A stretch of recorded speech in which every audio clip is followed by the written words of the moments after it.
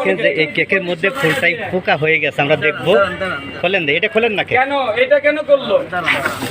আমার 3 বছরের বাচ্চা যদি ডায়রিয়া হইতো এর দায় কে নিবে? এত সুন্দর কেক সব টোটাল পোকা। কেকটা ফাগুন দোবরা পচা। দেখেন ভাইয়া, দেখেন খুশি আইডিয়া করবেন এই জিনিসটা। আবার কি এ ভাইয়া দেখেন তো কেকটা খাওয়া যায় নাকি ভাইয়া? আমি কি কেক বানিয়ে দেব? পচা কেন? 800 টাকা দাম নিছে। এখানে কি কি দেখবেন আপনি?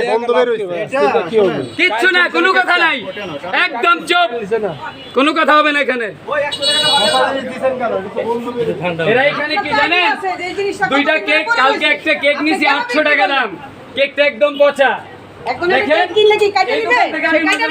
সদাই নেই, এক পাউন্ড কেকের দাম এরা অর্ডার দেয় আমার কাছ থেকে 500 টাকা করে নেই, কিন্তু মালটা সম্পূর্ণ ভালো যায় না।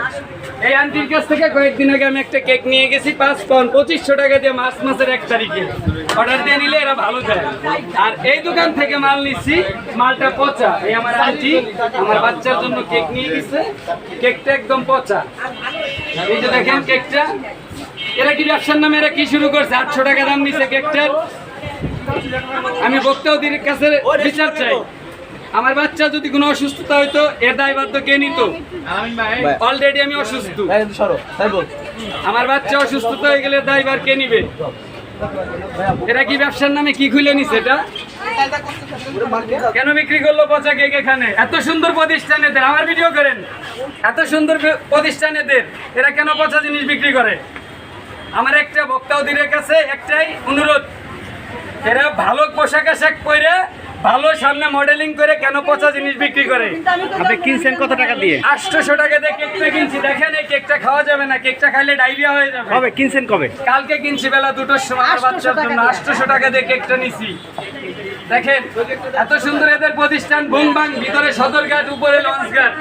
দর্শক পচা কেক বিক্রি করার জন্য অভিযোগ করতেছে যে কেক কিনেছেন নাম 3 বছরের বাচ্চা।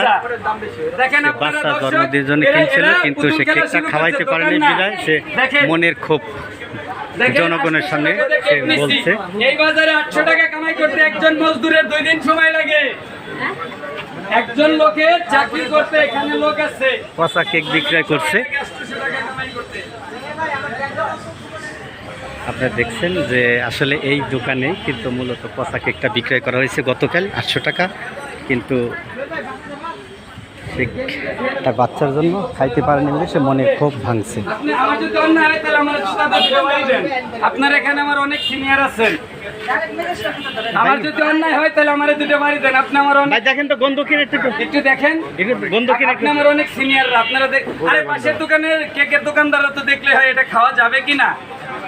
এই ভাই এই দোকানের লোক কই? এটা দেখেন তো পরিস্থিতি, ডাক দেন আপনি ম্যাজিস্ট্রেট। বিভিন্ন শহরে এভাবেই সাজিয়ে রেখেছে কেক এবং বিভিন্ন ধরনের খাদ্যর আইটেম।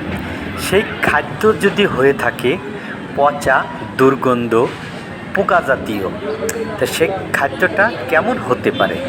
যেমনটি রাজবাড়িতে একজন একটা কেক কিনেছে 800 টাকা দিয়ে তার বাচ্চার জন্য।